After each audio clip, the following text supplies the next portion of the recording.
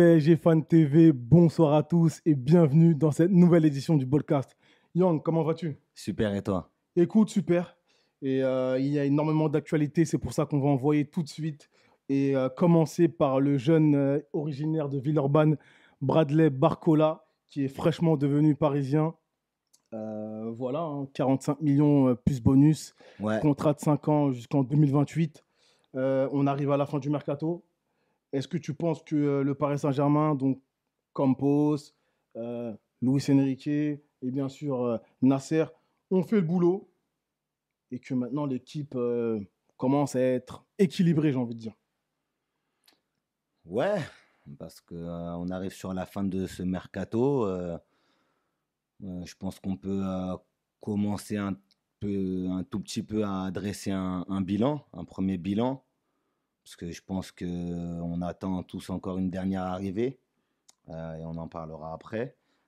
Mais au niveau de ce qui a été effectué cet été, c'est vrai qu'au début, au mois de juin, on nous expliquait qu'au final, ben, ils sont restés un peu à l'arrêt parce que par rapport au fair play financier, etc., etc. Mais c'est vrai que dès que le mois de juillet a démarré, les premières officialisations ont suivi. Il y a eu l'intronisation du coach d'abord. Tu peux pas présenter des joueurs avant de présenter le coach. Donc, on a présenté d'abord le coach. Et je crois que c'est dès le lendemain que tu as commencé à présenter les premières recrues, donc les dossiers qui étaient déjà finalisés depuis un moment, à savoir Skriniar, à savoir ensuite Asensio. Ensuite, il y a eu Ugarte, Cherendour, Lucas Hernandez. En finale, tu sais, j'ai cette sensation qu'en fait, je reprochais à Leonardo lorsqu'il était en poste chez nous, notamment sur son deuxième mandat. En fait, c'est que Leonardo, il ne savait pas vider le verre. Et je pense qu'en fait, Campos, ce qu'il a fait quand il lui a succédé, du coup, à l'été 2022, en fait, ce que Campos a fait, c'était de vider le verre. Donc, c'est pour ça qu'on a eu cette faible profondeur de banc, notamment la saison dernière, et on s'en est plaint. Parce qu'en fait, la stratégie, elle était celle-ci. La stratégie, elle était de ramener 10, 12 joueurs cet été, à l'été 2023. Il avait commencé déjà à cibler, il avait commencé déjà à observer un peu à droite, à gauche ce qu'il y avait, les profils qui pouvaient être intéressants. Et après, forcément, il y a eu l'arrivée de Luis Enrique. Donc, forcément, il faut des joueurs qui collent aussi avec la philosophie de jeu du coach. Ouais. Et ça donne le mercato 2023 du PSG. D'accord, et Avec, t'en es ouais, satisfait? plutôt satisfait. Après, on va attendre de voir sur la durée. Il y a une Ligue des Champions qui va bientôt reprendre et qui nous permettra d'avoir euh, Oui, un peut-être premier avis un peu vraiment, plus approfondi. voilà, un peu plus Mais approfondi qu'est-ce sur que tu penses certains joueurs. qu'est-ce que tu penses du jeune Lyonnais, donc issu du centre de formation, donc maintenant parisien, Mhm. donc de ce jeune Barcola? T'en penses quoi? Je pense que c'est un très bon prospect, pardon. Pas oublier que c'est un joueur qui est encore très nouveau, très neuf dans le haut niveau. Une première saison quasi complète parce que à l'Olympique Lyonnais la saison dernière, parce qu'il avait, je trouve qu'en début de saison il n'était pas trop là. Et c'est lorsque Laurent Blanc a débarqué à Lyon qu'il a commencé à avoir du temps de jeu. Et c'est vrai que sur le temps de jeu qui lui a été accordé par notre ancien coach parisien, parce que Laurent Blanc c'est un ancien coach du PSG, Tout à fait. il a pas démérité. Et les stats, elles sont plus qu'intéressantes. Je crois que c'est 26 matchs, 5 buts, 8 passes décisives, dans un rôle d'ailier, un petit peu. Moi, il me fait penser un peu à Thomas Müller. Tu sais, lorsque Thomas Müller était jeune, un peu dans le cœur du jeu. On ne sait D'accord. pas si c'est vraiment un 10, si c'est un ailier, si c'est un relayeur. Mais en tout cas, il est là dans le dernier tiers du terrain. Et il est Je crois que capable chez nous, de. il va plus jouer en ailier gauche, hein. Lui aurait dit qu'il est capable de jouer à droite comme à À gauche. droite comme à gauche. Donc D'accord. moi en tout cas je vois sa venue d'un bon œil. Ça faisait un moment qu'on n'avait pas recruté ben, des joueurs de Ligue 1 et qui plus est jeunes comme ça. Donc il a 20 ans, bientôt Ouais, 21 il me semble. Donc donc la moyenne d'âge, elle est en train de baisser déjà, qui ouais, c'est la autour moyenne d'âge de de 25 l'effectif ans, de je toute crois. façon, exactement. Et puis de toute Et façon quand tu vois les recrues qui sont arrivées, Cherendour il est jeune, Ugarte il est jeune. Avant ça tu avais déjà fait venir Vitinha, qui est Vitinha c'est aussi un jeune joueur, mais Dembélé, il est jeune ouais, également. Dembélé il est jeune. Donc Colomboigny, on espère. Et Donc, très ouais, jeune non, aussi. franchement, je vois la Ouais. venue de Barcola d'un très bon œil Ouais. et le fait qu'il joue sur les ailes, donc je pense qu'il va être peut-être le suppléant, peut-être numéro un derrière Dembouz. Donc, moi, j'en conclus vraiment que Kang va passer au milieu de terrain. Donc toi, tu le Euh, mettrais carrément, parce que moi, je mettrais plutôt, Pardon. voilà, Asensio, ouais. parce que même si Asensio qui a quand même Asensio a plus de joué en neuf, bouteilles. Asensio qui a quand même plus de bouteilles que voilà. Bradley. Faut Donc dire ce qu'il y a. je le mettrais sur Tu as la raison, droite. tu as raison. Et pourquoi pas sur la gauche Pourquoi pas sur la pour gauche Barcola. également? Pourquoi pas, mais Parce qu'il a Kylian déjà. Mbappé risque de manger toutes les minutes. Oui, Hein? mais il va pas faire toute la saison. À un moment donné, il Il va faudra falloir le tourner, faire oui. souffler. Turnover. On sait très bien. Ouais. Sinon, là, c'est la blessure, hein. Et après, qu'est-ce qu'on va dire encore? Ah, voilà, on n'a pas envie d'en arriver là quand même. Voilà, c'est ça. Donc voilà pour Barcola. On attend de voir. On ne peut pas s'enflammer, mais en tout cas, c'est clair que le Paris C'est un très Saint-Germain bon joueur. mise sur l'avenir. Mm. Ça fait toujours plaisir de récupérer un jeune prometteur du Mm. centre de formation en plus de Clairement, Lyon. Donc, c'est pas mal. clairement, C'est clairement. intéressant. C'est intéressant. Maintenant, Kolo Muani, on en a un peu parlé sur cette chaîne. Voilà, on connaît ses qualités de percussion, Colo, de combativité. colo, colo. C'est un peu ça, hein, la nouvelle image du Paris Saint-Germain, finalement. Donc, des joueurs qui se battent pour les cuissons. Euh, Tout simplement, la simplicité. Tu as Nasser qui dit que peut-être le jeu est plus important que le résultat. Voilà, ça reste peut-être une question existentielle, Ah, peut-être mais sa ça veut un peu réflexion tout a dire. évolué. Ça veut un peu tout dire. Donc l'image est importante. On veut des joueurs qui viennent saluer les supporters, etc. Donc voilà vers où le Paris Saint-Germain se dirige, j'ai l'impression. Et prendre des joueurs français, c'est peut-être une très bonne idée. Et l'avenir le dira. Mm. Donc Kolo Muani, avec Kolo Muani, du coup, un mercato complet, selon toi? Il manque un peu cette plus-value au milieu de terrain, selon moi. Il manque ce gars qui va emmener. Parce que là, on a des gars qui sont prêts à être emmenés. Est-ce qu'ils sont capables de s'emmener eux-mêmes? Ugarte, Vitinha, Warren? C'est sur la durée qu'on le verra parce qu'il y a beaucoup, Kangin, je pense j'entends qu'il. beaucoup de sons dans ma voix, beaucoup de gens qui viennent me parler, qui viennent me dire mais ça tiendra pas la route. Rome ne s'est pas fait en un jour et la MVM Matuidi Verratti Mota ne s'est pas fait en un jour. C'est avec la régularité, le fait d'être alignés très souvent ensemble, match après match, que se crée une alchimie. Et pour le moment, au bout de 3 matchs, Ugarte, Vitinha, Warren, pour le moment, ça tient la route. À voir en Champions League. Bien sûr. Donc là, on va faire bientôt cette Mais transition. c'est vrai que selon moi, il manque ce milieu, Oui, créateur. ce Voilà, milieu, ouais, on l'a dit, il faut le dire. créateur qui est à la fois créatif et à la fois expérimenté, Tout à fait, tout à fait. qui a l'habitude des joutes européennes Ouais, quelqu'un qui est capable de jouer en gelon. aussi. Ouais. Voilà, à l'image de Thiago Silva. Parce que là, j'avais Skriniar en tête, je ne sais pas pourquoi. Il fait souvent des passes très courtes. Mm. Beaucoup de personnes décrient énormément Marquinhos, mais il faut observer ce que font les défenseurs centraux Mm. et regarder bien ce que fait Marquinhos. Je pense que on peut pas dire que Skriniar est meilleur en ce début de saison, si tu vois ce que je veux dire. Skriniar, il démarre tout doucement, il prend ses Non, marques. il n'y a rien vraiment à redire. Tu vois, des matchs nuls, victoire. On peut pas tellement critiquer la défense. Ils font le taf. Mais je sais que Marquinhos est critiqué. Et, euh, et notamment quand Mendes va revenir, je pense qu'il doit être sur le côté gauche. Je ne sais pas si c'est un débat, on verra. Du coup, je pense à Hernandez qui va peut-être. Glisser dans l'axe. C'est ça, parce que c'est peut-être son poste de prédilection. Donc ça fera un peu concurrence avec Kipembe qui revient.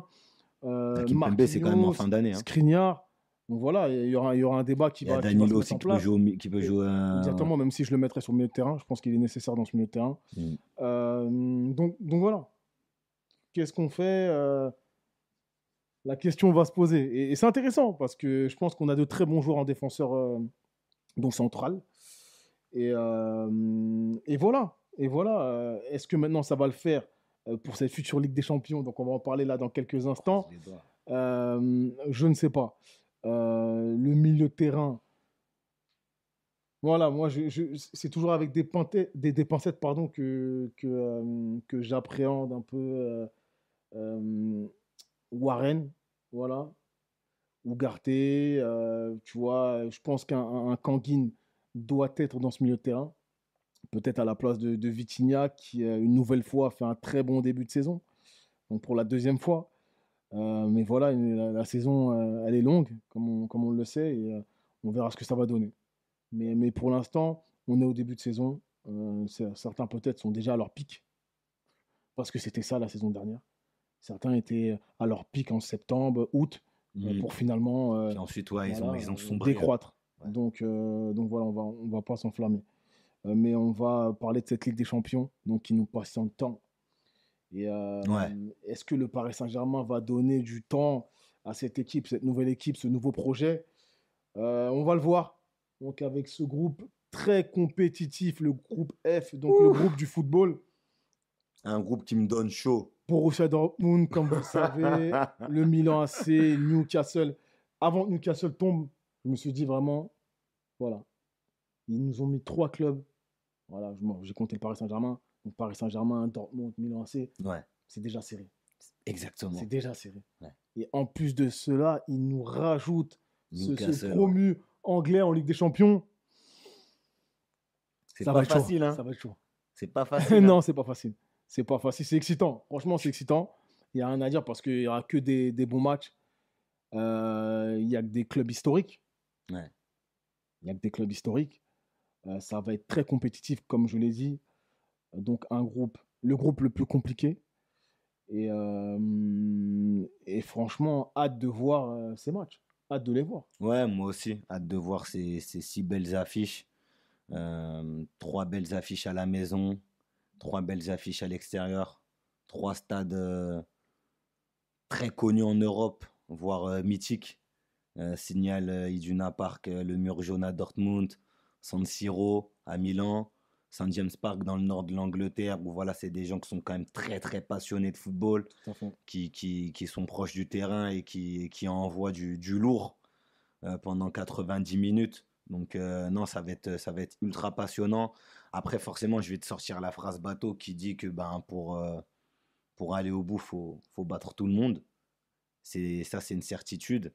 Mais moi, lorsque je vois ce groupe-là, je me dis que c'est quand même dans l'histoire récente du PSG, notamment sous QSI, je me dis que c'est le groupe peut-être le plus relevé qu'on a eu à affronter.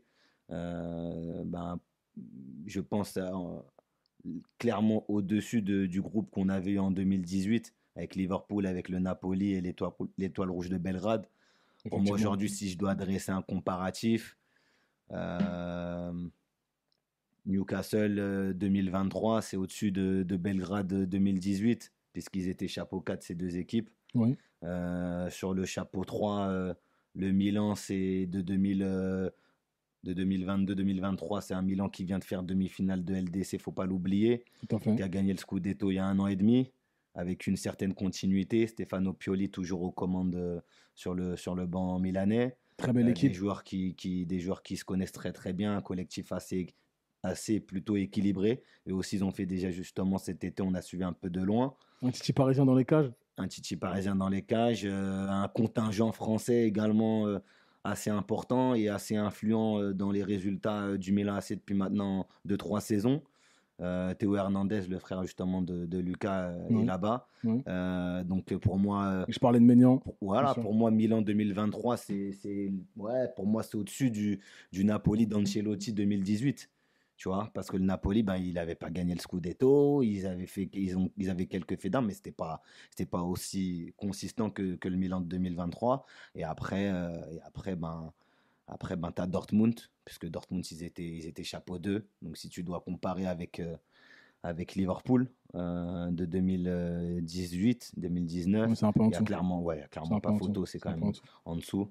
Même si aussi ils ont eu quelques ajustements cet été. Pareil, on avait suivi, parce qu'on est fan du PSG, mais on regarde le football quand même Bien sûr. en général et on s'informe un peu de qui va où.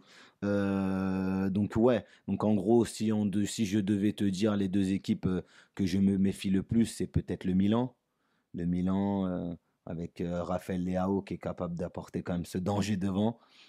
Et puis Newcastle, Ouais, qui a un collectif plus qu'intéressant. un Euh, très bon coach, Eddie Howe.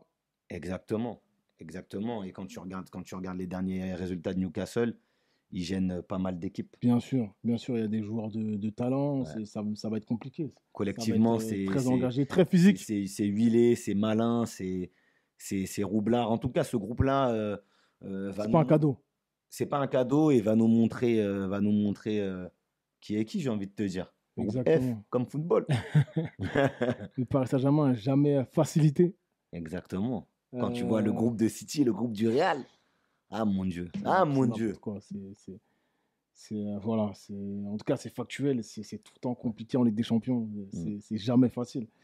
Et tant mieux, on n'aime pas trop la facilité. C'est dans la difficulté Hein, que. dans le vif du sujet, direct, Voilà. d'emblée, et je Donc pense que c'est c'est très ce qu'il bien. faut. Comme tu l'as dit également, le milieu de terrain, comme dans tout contexte, Mm. sera sollicité. Exactement.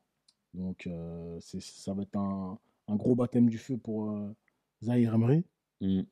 que je vais observer, je ne vais pas te le cacher. Bien évidemment, ben, c'est le baptême du feu là. Ugarte, j'espère qu'il ne va pas nous faire une Vitinha Démarre 2022-2023. fort et puis Voilà. mm, Et Vitinha, j'espère qu'il va continuer, en tout cas, sur ce qu'il a commencé, mm. parce qu'il est Trouver intéressant. cette régularité Il est dans la intéressant performance, ouais. dans ce début de saison. On a l'impression qu'il distribue le jeu. Mais en tout cas, ce joueur-là a bossé cet été.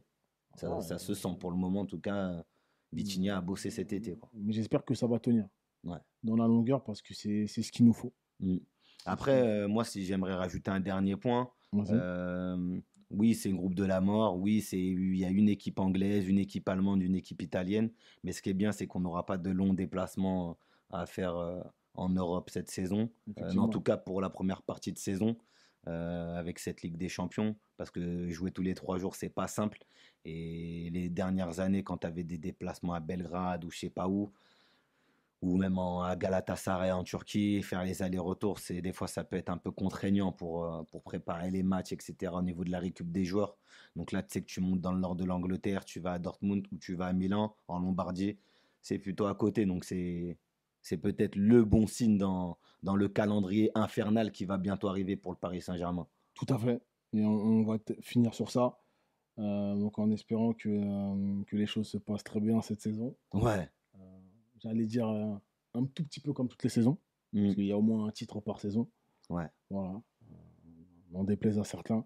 Donc très bien, donnez-nous votre avis. Qu'est-ce que vous pensez de cette poule infernale, de ce groupe dit de la mort, mais je l'appellerais plutôt un groupe de l'homogénéité ou de la compétition, tout simplement. C'est très Il compétitif. faut pas craindre ces équipes. On est le Paris Saint-Germain et faut qu'on soit sûr de nos forces, même si voilà, il y a eu un gros renouvellement au niveau de l'effectif cet été. Mais il faut y croire et la mayonnaise, elle va forcément prendre. On va tâcher d'être patient. On va essayer d'être patient le plus possible avec le coach, avec cet effectif, avec les joueurs. Mais ouais, faut pas avoir peur et il faut y aller. Là, la saison, elle va vraiment commencer. Tout le monde va rentrer un peu dans le rythme de croisière qu'il faut et, euh, et focus. Très Focus, bien, focus. très bien, très bien. Donc suivez-nous sur les réseaux sociaux, Twitter et Instagram. On vous dit restez branchés et à très bientôt sur PSG Fan TV. Ciao, ciao l'équipe.